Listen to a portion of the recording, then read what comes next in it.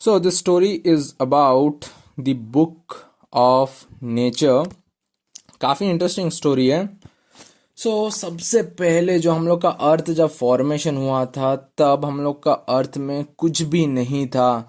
ये क्या था? एक ह्यूज हॉट बॉल था, कुछ भी नहीं था। एंड हम लोग का अर्थ जो फॉर्मेशन हुआ है, मिलियन मिलियन ईयर्स पहले हम लोग का अर्थ फॉर्मेशन हुआ है।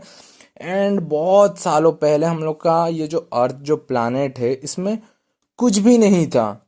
ना तो ह्यूमन बींग्स थे, ना तो एनिमल्स थे, कुछ भी नहीं था। हम लोग सबको पता है कि ह्यूमन बींग आने से पहले हम लोग का अर्थ में सबसे पहले कौन सा क्रिएचर आया था ना, वो है हम लोग का एनिमल क्रिएचर। सबसे पहले हम लोग का अर्थ में एग्जिस्टेंस हुआ था। उसके बाद धीरे धीरे ह्यूमन बींग्स आए।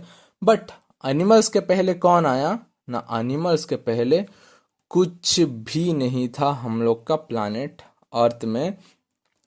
जैसे हम पढ़ते हैं कि जैसे सबसे पहले कौन आया है ना, एनिमल्स आए हैं। तो हमें कैसे पता चला कि सबसे पहले एनिमल्स आए हैं? क्योंकि ह्यूमन बींग्स तो उसके बाद आए ना। तो एनिमल्स सबसे पहले कैसे आए, या एनिमल्स के पहले क्या क्या चीजें हुआ और क्या क्या था, हमें कैसे पता चलता है ना? तब तो ह्यूमन बींग नहीं थे। तो हमें ये सब कैसे पता चलता है ना? नेचर खुद हमें ये सब कुछ बात बताता है। बस हमें इसके लिए क्या चाहिए ना, एक शार्प ईयर चाहिए, हियरिंग पावर चाहिए, एंड देखने का एक नज़रिया चाहिए। क्योंकि जो हम लोग का नेचर है, यही हमसे खुद बात करते रहता है, ये सब कुछ हमें रिवील करते रहता है। अगर हम हिस्ट्री अगर देखेंगे तो हिस्ट्री जो बुक लिखा गया है, क्योंकि जब पुराना ज़माने में जो एनिमल्स जब एग्जिस्ट हुआ करते थे, तो तब तो कोई भी नहीं था ना। सबसे पहले तो एनिमल्स थे, तो तब तो कोई ह्यूमन बींग्स नहीं थे। तो तब ये सब बुक कौन लिखा ना? वो हमारा नेचर से हमें ये सब कुछ पता चलता है। जैसे कि हम देखते हैं, हम लोग का चारों तरफ क्या है ना, रॉक्स है, माउंटेन्स है, सीज है, रिवर्स है, डेजर्ट्स है, फोसिल्स है। ये सब कुछ हमें बताते हैं कि हमारा जो एंशियंट पीरियड था तब क्या क्या हुआ, कौन कौन सा एनिमल्स थे, एंड उनके साथ क्या हुआ। वो सब एंशियंट हिस्ट्री, जितना भी सब पुराना बातें हैं, सब नेचर खुद हमें ये सब बताता है। हमें बस उसे पढ़ने के लिए, इवन एक जो पत्थर भी है वो भी हमसे बात करता है। बट हमें वो पत्थर का बात समझने के लिए बस हमें उतना पावरफुल हियरिंग एंड एक नज़रिया चाहिए। लाइक एक छोटा सा पत्थर जो हम देखते हैं, वो भी क्या, जो हम लोग का रास्ते के साइड में गिरा हुआ होता है या कोई नदी के साइड में गिरा हुआ होता है, तो वो वहाँ पर कहाँ से आया, कैसे आया, वो जो हम एक छोटा सा एक पत्थर जो है वो पानी में स्मूथ कैसे हुआ, वो खुद हमें रिवील करता है सब कुछ। एक पत्थर के बारे में जानने से पहले हमें कुछ बेसिक इंफॉर्मेशन चाहिए। लाइक हमें क्या होता है ना, हम लोग को लैंग्वेजेस पता है ना, अभी हिंदी पता है, इंग्लिश पता है, हम इंग्लिश में बात भी करते हैं, हिंदी में भी बात करते हैं। तो सबसे पहले हम क्या किए? डायरेक्ट तो पढ़ना नहीं सीखे ना। सबसे पहले हम क्या किए ना, इंग्लिश का अल्फ़ाबेट्स लिखे, ए बी सी डी, ये सब पहले सीखे। फिर जैसे हम लोग हिंदी का जैसे है अ आ, ये सब हम लोग सीखे। ये सब प्रैक्टिस करने के बाद, धीरे धीरे ये सब अल्फ़ाबेट्स जानने के बाद तो हम ये सब वर्डिंग्स पढ़ पा रहे हैं।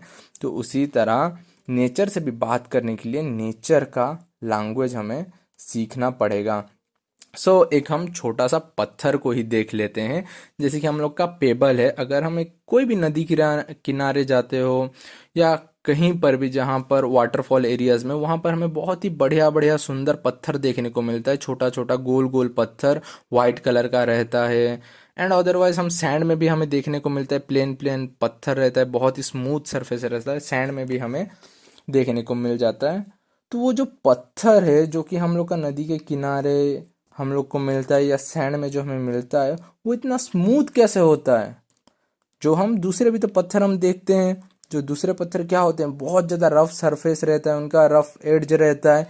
वो सब जो पत्थर है वो इतना स्मूथ कैसे हैं? वो सब पत्थर इतने स्मूथ कैसे हैं ना? वो भी कोई बड़े पहाड़ का कोई वो पत्थर हो जो छोटा स्मूथ जो हम लोग का पत्थर है, वो भी कभी हम लोग का एक बड़ा सा पहाड़ का पार्ट हुआ करता था। तो जब वो बड़ा पत्थर टूटा तो बड़ा पत्थर टूटने के बाद क्या हुआ, मे बी वो कहीं पर गिरा होगा, मे बी वो उस माउंटेन के साइड में गिरा होगा या कोई रास्ते के ऊपर गिरा होगा। तो धीरे धीरे बारिश के कारण क्या हुआ ना, वो जो छोटा पत्थर है वो धीरे धीरे धीरे धीरे वो कहाँ पर आने लगा, जो टूटा हुआ पत्थर वो नदी में आने लगा। सो नदी में जैसे ही आया, वो नदी में गिरने के बाद तो नदी का बहाव के साथ वो बहने लगा वो पत्थर। तो धीरे धीरे धीरे धीरे वो पत्थर क्या हुआ, नदी के नीचे वो धीरे धीरे आगे बढ़ने लगा। तो आगे बढ़ते बढ़ते बढ़ते धीरे धीरे धीरे क्या हुआ, वो पत्थर उसका छोटा छोटा पीसेस टूट टूट के उसका जितना भी रफ एड्स था, रफ एड सब किस में चेंज होने लगा ना, धीरे धीरे स्मूथ होने लगा, धीरे धीरे स्मूथ एंड शाइनी होने लगा।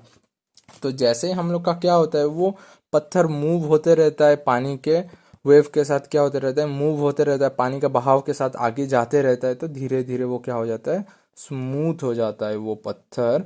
अगर वो पत्थर, जब हम लोग का क्या होता है, पानी कम होता है तो जो पानी का फोर्स रहता है, बहाव रहता है, वो भी कम होता है।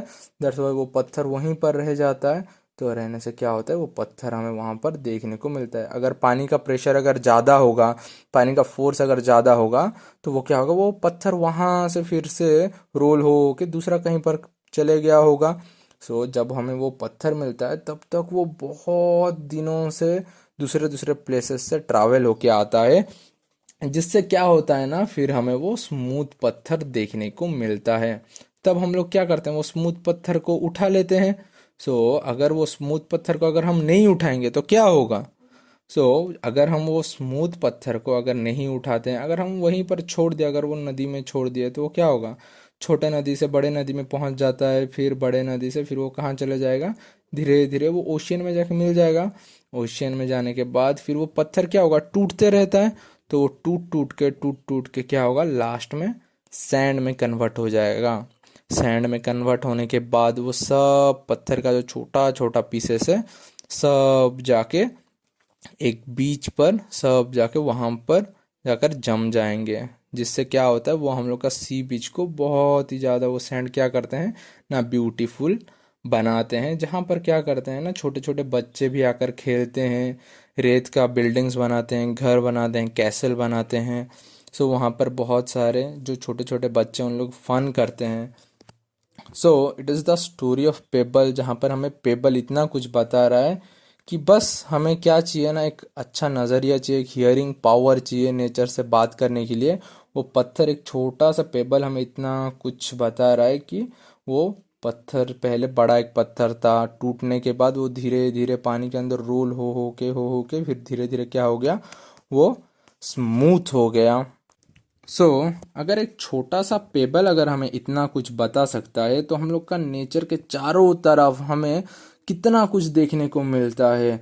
रॉक्स, छोटे छोटे रॉक्स, बड़े बड़े रॉक्स, माउंटेन देखने को मिलते हैं, प्लांट्स देखने को मिलते हैं। तो बाकी जितने भी नेचर की चीज़ें हैं, जो थिंग्स हैं, उनसे हमें कितना कुछ जानने को नहीं मिलेगा। ये तो बस एक छोटा सा पत्थर से हमें इतना कुछ जानने को मिला। तो नेचर का जो बाकी पार्ट्स है, उन लोग से हमें कितना कुछ सीखने को, जानने को नहीं मिलेगा। दैट्स वाई नेचर से बात करने के लिए हमारे पास एक अच्छा आईसाइट, एक अपना अंदाज होना चाहिए, अपना एक हियरिंग पावर का जो हियरिंग सेंस है, वो एक अलग सेंस रहना है। एंड जो हमारा देखने का नज़रिया है, उसे भी हमें चेंज करना है, फिर हम नेचर से